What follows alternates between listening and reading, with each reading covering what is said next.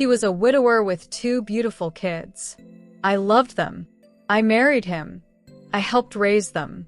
But I always said I wanted to be a mom, a biological mom.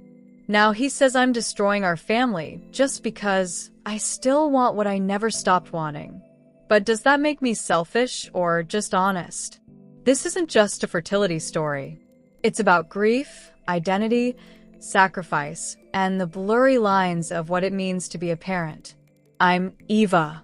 I'm 31 years old, and I've known I wanted to be a mother since I was a little girl holding my baby cousin at a family cookout. I remember whispering to her that I'd be the best mommy someday. That dream never changed through high school, college, heartbreaks, and even career moves.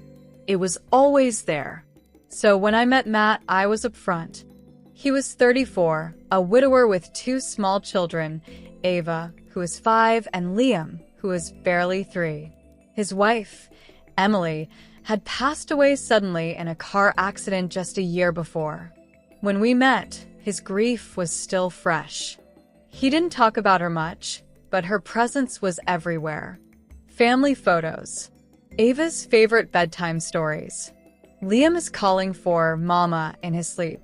I knew I wasn't there to replace anyone. I didn't want to, but I made something clear early on, with respect, with kindness, but with firmness. I want biological children. If I can't get pregnant naturally, I want to try treatments. I need to know you're okay with that because if you're not, we shouldn't go any further.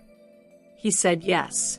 He said he wanted more kids someday, that it was something he could see in his future. I believed him. Our love story wasn't a whirlwind. It was a slow, steady climb.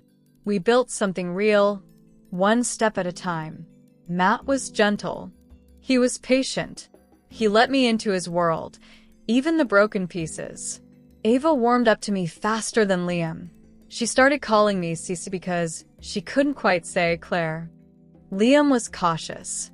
He watched from the outskirts. He tested boundaries. But over time, they both let me in, not as mom, but as something new. A caregiver, a steady presence. Matt and I got married 2 years later. I was 28. He was 31. We didn't rush to have a baby.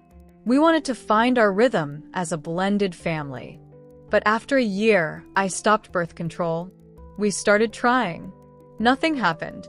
After 14 months of trying, I brought it up. Maybe we should see a doctor, just to rule anything out. Matt agreed, though reluctantly. I was put on a mild medication first, something to encourage ovulation. It didn't work. Then came more testing, blood work, imaging, stress, hope, disappointment. Eventually, the doctor told us, you have a very high chance of conceiving with IUI. It's non-invasive, and for your profile, success rates are promising. I was cautiously hopeful, but Matt changed. When I brought up scheduling the first IUI appointment, Matt looked uncomfortable. Claire, he said, I don't think I can do this. I blinked. Do what? I don't think we should go through with fertility treatments. Just like that. No warning. No slow conversation. Just a full stop. I thought we were on the same page, I said, voice shaking. We were, but things are different now. I asked him, gently at first, then more urgently. What changed? Did you change your mind about having more kids? It's not that, he said. I just don't think we need to. We already have 2. I felt like I'd been punched. 2 kids that I love, yes. But I am not their mother. Their mother died. I will never be her. You are their mom now, he insisted. No, I'm not. I'm their stepmom. And I want to be a mother to a child who calls me that not by default, not by tragedy, but because I carried them. Because they came from me. His voice rose. You're being selfish. How do you think Ava and Liam would feel hearing that they're not enough for you? I never said they weren't enough. I said they aren't mine. I'm not enough for them either, Matt. I can't give them what they crave, memories of their mother. I will always be second. He told his family. They rallied around him and turned on me. His sister called me in tears. How could you even think of leaving those kids? You're their second mom. His mother said, being a true mom means sacrifice, giving up your wants for the good of the children. They said only a monster could make a child lose two mothers. They weaponized my love for Ava and Liam against me. They acted like wanting to be a mom to my child meant I didn't love the ones I helped raise. But the thing is, I do love them. That's why this hurts so much. I tried one last time. I told Matt I'd pay for the treatments myself. I'd already saved for this before we even met. I never assumed he'd cover it. He shook his head. That money could help our family. Pay for summer camp. Save for their college. I'm not saying I won't contribute to that too, but this is separate. It doesn't feel right, he said. Why force something when we already have a family? Because I don't have a family in that way yet, I said. You do. You've got to see your wife give birth to your babies. I want that once. Just once. He didn't budge. Neither did I. So now here I am. If I leave, I walk away from the two kids whom I've kissed goodnight for years. If I stay, I give up a dream that has shaped my soul since childhood. Matt says I'd be destroying our family, but was it ever fully mine? Matt says, I am their mother now. His family echoes it like a mantra. But being a mother is more than raising someone else's kids.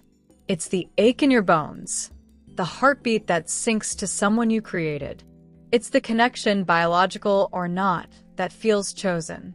And while I love Ava and Liam, I didn't choose to become their mother through loss. I chose to be their stepmom. But I still want to be a mother. That truth doesn't disappear because I married into grief. So now I ask you, would I be wrong if I left my husband because he changed his mind about having a child with me, even though I told him from the beginning it was a deal breaker? He says I'm breaking our family. I say I'm trying not to break myself.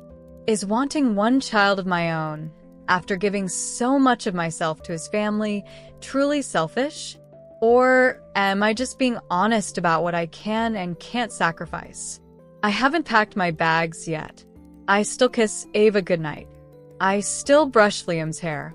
But something's shifting inside me. A quiet unraveling. Because love isn't always enough. Not when a dream has been part of your identity for as long as you've had one. Maybe I'll walk away. Maybe I'll stay a little longer.